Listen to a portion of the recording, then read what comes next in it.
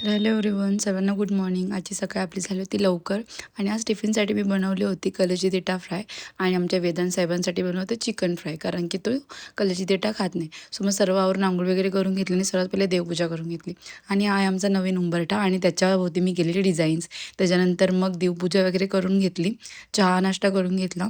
आमची व्हॅन आली होती आणि आम्ही निघालो होतो स्कूलला जायला. स्कूलला पोहोचून वेदांशला त्याच्या क्लासमध्ये सोडलं आणि मग आमच्या महिला मंडळामध्ये आम्ही बसलो होतो गप्पा रंगवत छान मस्त असं. आणि मग त्याच्यानंतर वेदांची स्कूल सुटायला थोडा वेळ होता, बट मला जायचं होतं खाऊ घ्यायला आणि तिकडूनच समोर बघितलं तर त्यांची छान अशी प्रॅक्टिस चालू होती आणि वेदांतसुद्धा तिथे बसला होता. मग तिथून गेले शॉपमध्ये, खाऊ वगैरे घेतलं, पुन्हा रिटर्न आमच्या व्हॅनमध्ये येऊन बसलो आणि यांच्या गप्पा गोष्टी ऐकत मस्ती मजा ऐकत आम्ही चाललो होतो घरी. आणि मग घरी पोचल्यानंतर सर्वात पहिले मी गेली शेडमध्ये, कारण आमच्या आता पोल्ट्रीच्या शेडमध्ये आले होते आमचे छोटीशी पिल्लू. मग त्यांच्यासाठी पाणी वगैरे चेंज करायचं होतं. मग जाऊन पहिले तिकडे पाणी वगैरे चेंज केलं. वेदांतसुद्धा आला होता आणि मग त्याच्यानंतर जेवण वगैरे करून घेतलं. मग कंटाळा आला होता, मग बाहेरचे नजारे बघत अशीच बसली होती.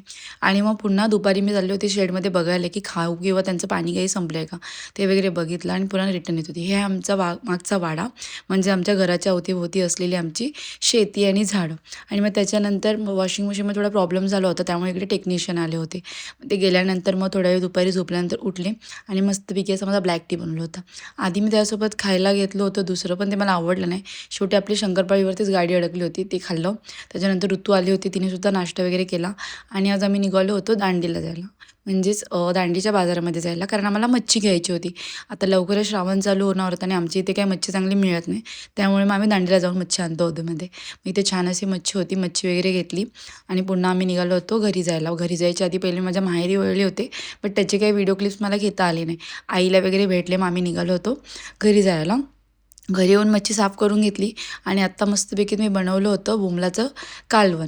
आम्ही जेवण वगैरे सर्वांनी घेतलं, कामं वगैरे आवरली आणि मग आता रूममध्ये आलं होतं झोपायला. मी ते वेदांसोबत थोड्या वेळ मज्जा मस्ती केली, गप्पा वगैरे केल्या आणि मग आता झाली होती झोपायची वेळ.